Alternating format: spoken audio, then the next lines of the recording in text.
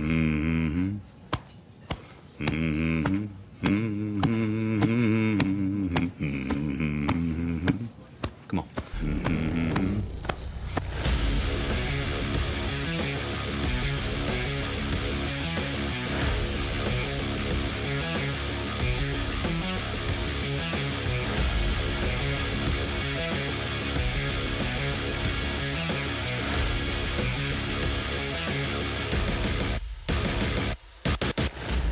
Welcome to this week's episode of Chuck Chat. And I'd like to introduce John Morgan, good friend.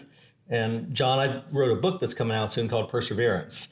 And it's really about how I've gotten through life and how I've gotten ahead and came from nothing. And I think I remember we were both paper boys. We've talked about that. And went to Winter Park High. And both went to Winter Park High. And so I wanted to start doing a series over a few weeks called Winning. And really winning strategies of how you make your business successful. And not only real estate development, you're in a law firm, I'm going to talk to other people, but you've got the #1 law firm in the nation and a bunch of other businesses. So just really talk about your recipes of success and also how you overcome things. Like today we're dealing with coronavirus and it's a lot. People are having a lot of struggles with this and how you get through that. But why don't you tell the story on how you started your firm and what made you get to where you're at today?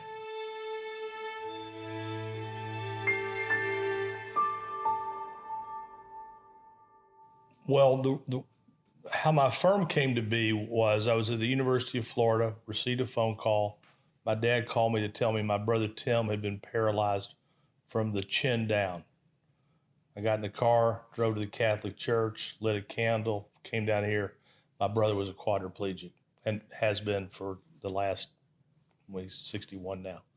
He was 17. And what happened is it happened at Disney World. They had the best lawyers. We hired the worst lawyers. We were poor people. We didn't know. And I just kind of saw Tim get bullied and roughed up through the whole process. Let me pause for a minute. Were you going to law school at that time? No, I was a sophomore at the University of Florida. And what was your career objective at that time? My career objective was, anything but math and science because I couldn't do math or science. It was like political science and history. And let's see what happens. So you took this personally that you were getting beat up? I took it personally because I didn't take it personally. I was enraged because of the way it all ended for him. And, I didn't like the fact that we hired the wrong lawyer. I didn't like the fact that we were poor and powerless. I didn't like all of it. And I then got into the system. I became enraged and I said, this is what I want to do with my life. And so I've never done anything in law other than represent people. I've never represented a corporation, sorry. And I've given you some advice, but I've never represented a corporation. And it's— So your slogan, for the people. For the people. And the best thing about that is when you're in a business with passion and purpose, that's when success can really be an accelerator. Those two P's, passion and purpose, are an accelerator that it's like kerosene on a backdoor fire. So you didn't get into the business because you thought you could get a bunch of financial rewards. You got into it to help people like your brother. I had no idea I didn't know if there was money or not. I mean, I didn't know. I didn't care.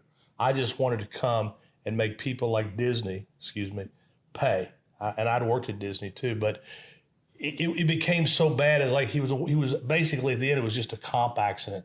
And they could have settled with him, but they gave him a job working from 11 o'clock at night to 7 o'clock in the morning as an operator. I mean, they just rinsed him down. And I was like, you know what? I'm going to come back. I'm going to come back. Were those attorneys incompetent that did it?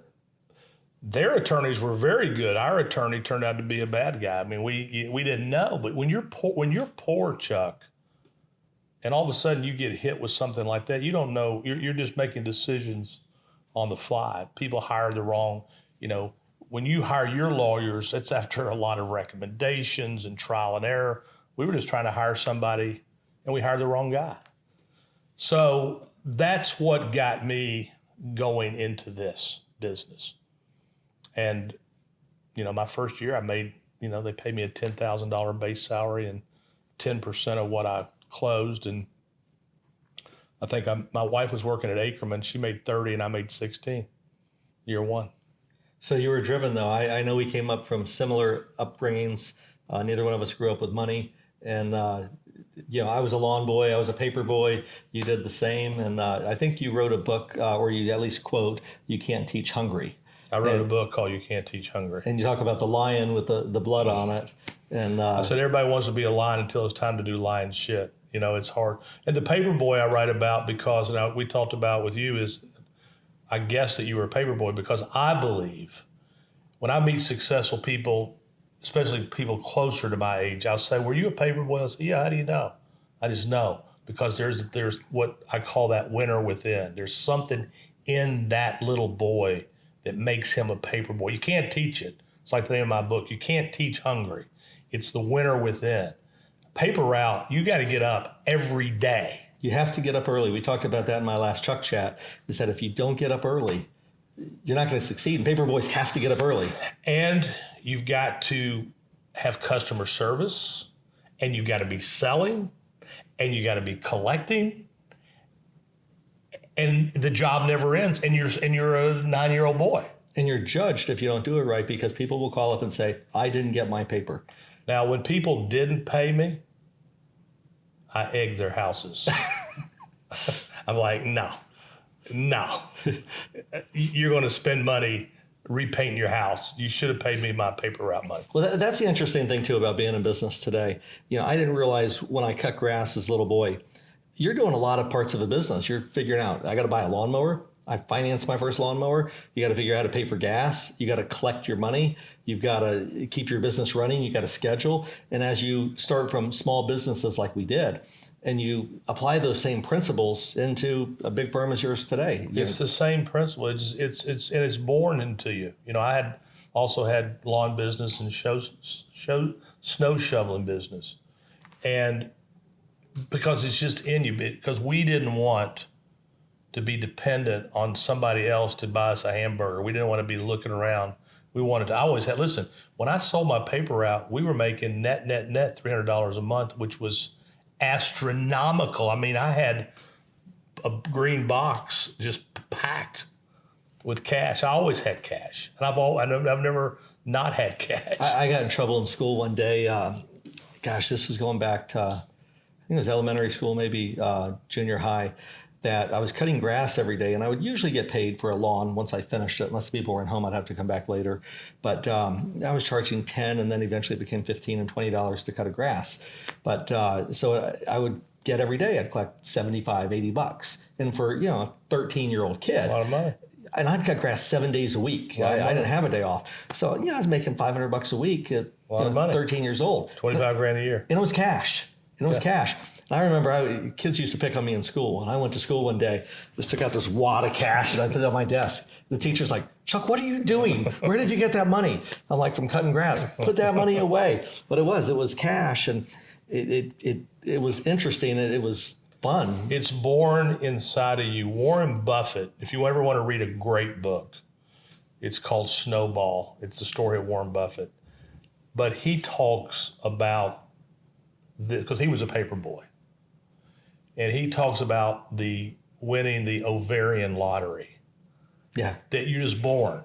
And that a lot of the stuff that's happened to us is luck. Because first of all, we were born in America instead of Somalia.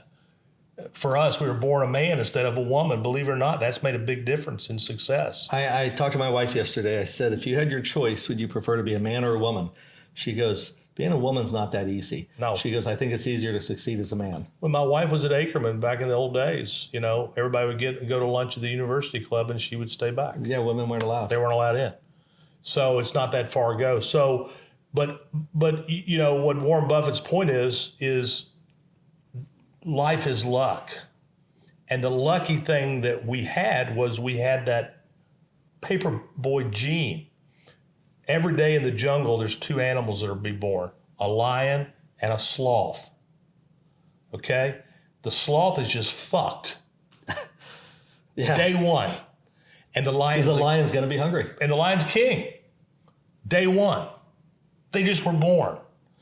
And so because we all look, we're all people, so we don't think that way. But in the world, there's sloths and tigers and lions and bears and polar bears and eels, and it's all luck. But some sloths survive, which like today, everybody isn't as fortunate as everybody else. No. So in a world like today, dealing with COVID, I mean, we all went through, I've talked about this before in Chuck Chat. We've been through 9/11, which was a tough time to do business. We went through the 2009 recession. And I think I called you up a couple of weeks ago. I said, this probably isn't affecting you that much, but you've got a lot of other businesses too with WonderWorks and different ventures you're invested in.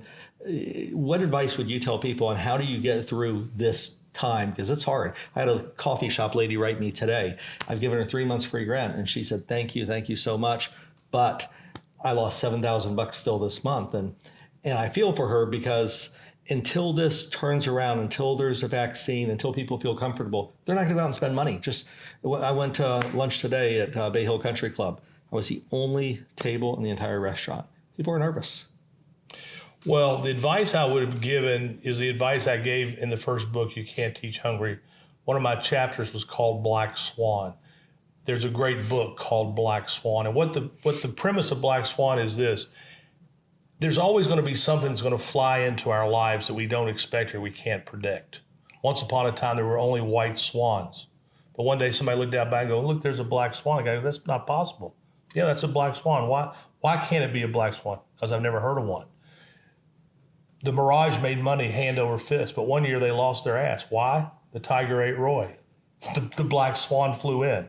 The black swan flew in on 9/11. The black swan flew in 2008. The black swan, a flock of blind swans have flown in here on us. At the end of the day, the answer is, when you read the Black Swan, the answer is be prepared. So I have a Black Swan strategy, which is no debt or as little debt as possible, stacks of cash, and then a Black Swan strategy for when the Black Swan. I have phase 1, phase 2, phase 3, phase 4, and all the phases have levers. And so when this happened back in February, I started pulling Black Swan levers on all my businesses. Now look, a lot of it's just that I'm going to like my attractions. I'm just, thank God I have no debt. I own a lot of the real estate, but this is a business that made 12, 13, 14 million net a year. I may make none this year. But because I had a Black Swan strategy, even if I shutter these things, when the vaccine comes, I'm okay, but my competitors, sure. And you're a landlord for the wheel. You're a landlord for, you know what I'm talking about. It's especially down on I Drive. I always remember the motto when I was in the Boy Scouts. I was an Eagle Scout, and the motto was be prepared. That's the answer. Be prepared until your Black Swan. That's the answer, by the way. Yeah, it's to be prepared. But the other thing, and I'll come back to it in 1 second, what you're saying about the Black Swan, I went to lunch with David Solomon. He's the CEO of Goldman Sachs, and I went to lunch with him early March, like March 1. He's the DJ. And he's a DJ too. I was a DJ.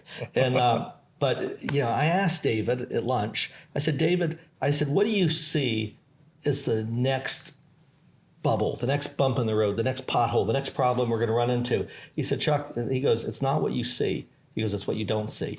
He goes, you got to be prepared for what you don't see. It's the Black Swan. Because 9/11 we didn't see, so you got to be prepared for those. But now dealing with today, the one thing I told my staff, and I did, is as soon as I felt this, because I'd experienced 9/11 in 2008-9, is work harder than you worked before.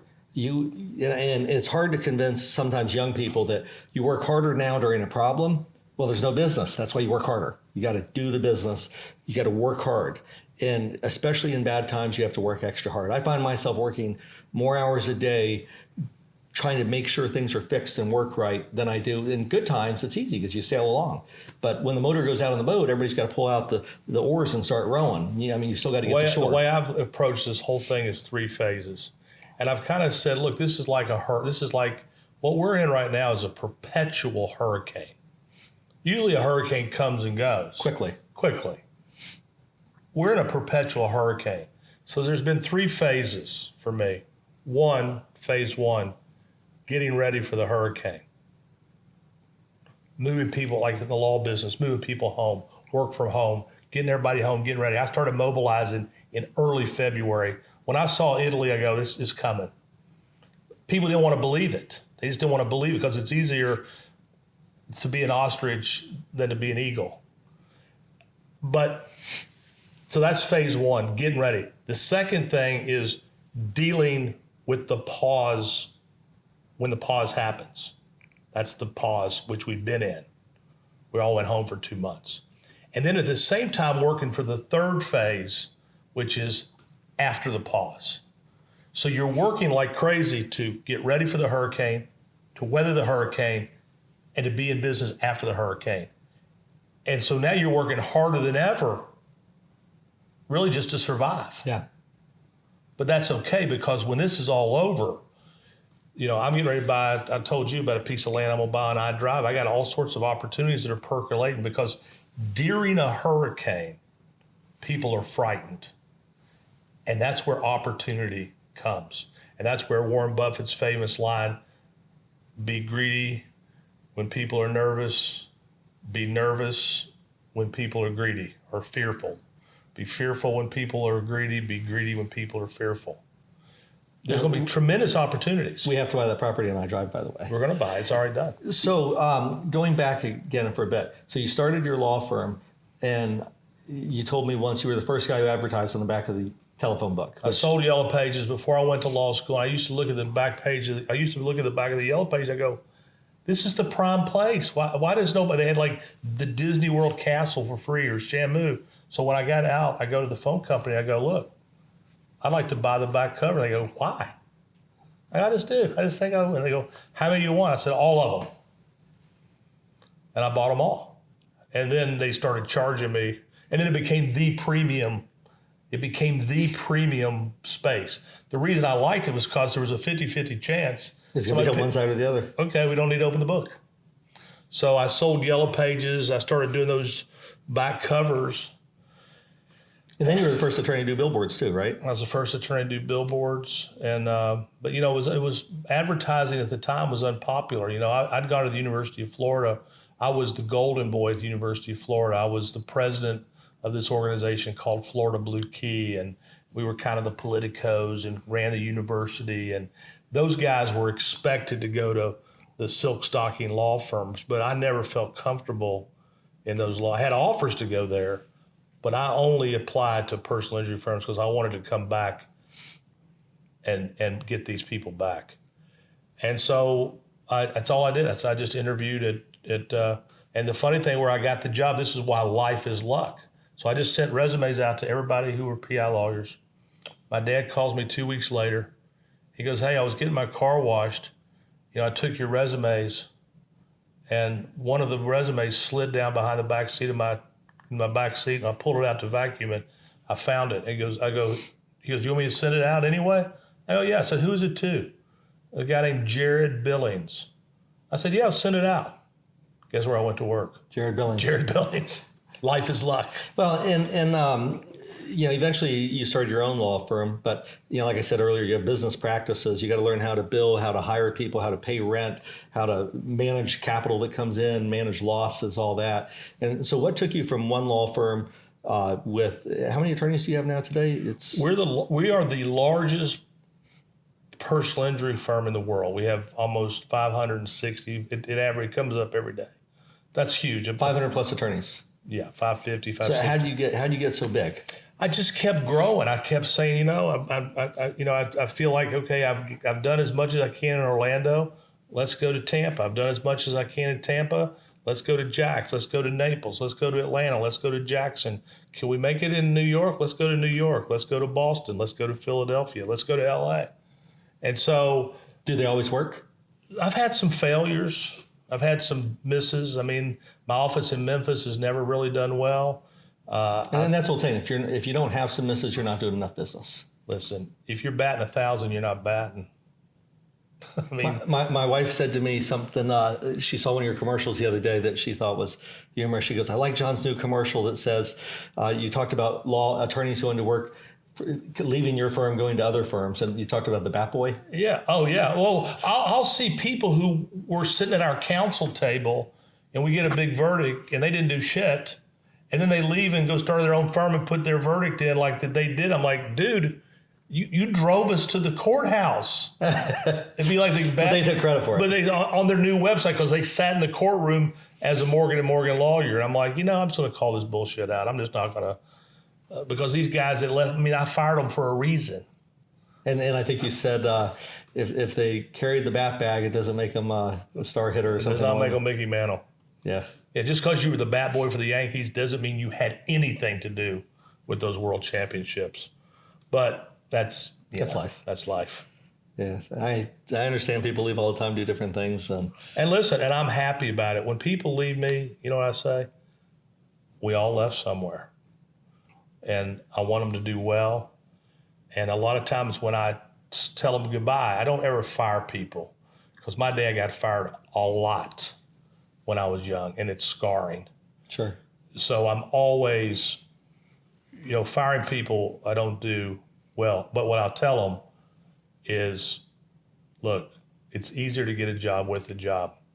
I think it's time you start looking.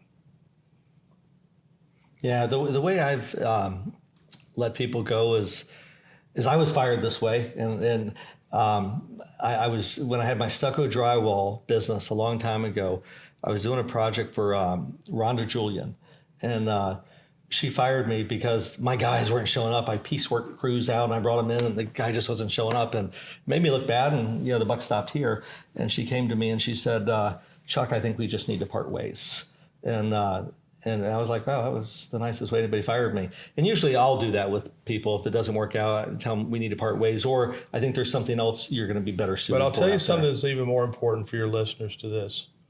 When people leave you and go somewhere else, you know what just happened? They fired you. Yeah. And it's most people don't want to think that way, but when somebody walks in and says, "Hey, I'm leaving you to go work for your competitor," what just happened is you were fired. And when that happens, like when you fire Chuck someday, then you got to say to yourself, why did I get fired? Because most people are like, I didn't get fired, he quit. No, you got fired. And the reason you have to be aware about that is because people, the key to our success, people. It's the people that we work with. It's the banks we have relationships with. The reason I keep getting deals, the reason is I do what I say, reputation. And the reason people come to me, I've done deals with you, do it with Rashid, because I do what I'm saying, but when people fire you, oh, it hurts. It's because it's a question of your. But then when it hurts, you got to say, because there's 3 reasons people get fired that way when they quit you. There's 3 reasons. 1, you're cheap. You can fix that. 2, you're an asshole. You can fix that. 3, you're a cheap asshole. You cannot fix that motherfucker. Yeah, it's and the importance too is not burning bridges. The one thing about this town, because you never know when you cross back over them, and the one thing about Orlando that we've learned about Florida, and then I've learned it about the nation. We live in a small place, and I don't want to walk in anywhere and have someone say, "You screwed me." I know this firsthand about what you're talking about you. So I've invested with you twice, pretty big checks. But before I wrote them, I did a lot of talking. Now, a lot of people are envious of what you've done, and a lot of people say, "Yeah, Chuck," but not one person ever said he's a crook. Not one person ever said he cheated me. Not one person. Alan Keene, I said, what about Chuck Whittall? He goes, "My brother worked there for 20 years, and when he died, he paid him, and he didn't have to." At the end of the day, it is a small town, Chuck, and you can't outrun. And you cannot outrun reputation. You can't screw people. You got to live with yourself. And that's a whole other story. If you're the type of person who can do that to other people, you're just a different type of person. And by the way, that person won't be successful. When I run into people, a lot of times you run into people, and you can tell they don't trust you. They don't trust you. They don't trust. I've got a saying about those people. People who don't trust can't be trusted. Always watch for the person who's distrusting about everything. When I see that, I go, that guy, that gal is distrustful because they can't be trusted. They know themselves what they would do. And so when I get around somebody who's distrustful, it's like, you know what? Because all of my big bad decisions in life, you know what caused it? Greed. Yeah. I knew the person was rotten. I knew the person was a sociopath. I knew, God, this doesn't smell right, but my greed made me go forward, and the greed is what made me lose. And if not money, just time, which is our money. Well, I'm one of those people. I like to believe in people. I believe people are generally good, but So do I. But you got to do your homework. You got to be smart. You got to think things out. You got to know who you're doing business with. It's got a track history. There's a lot to be said for that. And we've gone on for a while, but can I have you back for a John Morgan chapter 2? Because I think we have a lot to talk about. Or tomorrow or the next day, I'm going to go to my home in New Hampshire because I'm too fucking fat for hot July. I'll be back in September, or you can come up and sit on my back porch and drink Don Julio with 55-degree weather and a fire. Whatever you want to do. I think I'm going to choose the Don Julio. Come on. Thank you, John, for being here today. Peace. Appreciate it. Mm-hmm. Mm-hmm. Mm-hmm.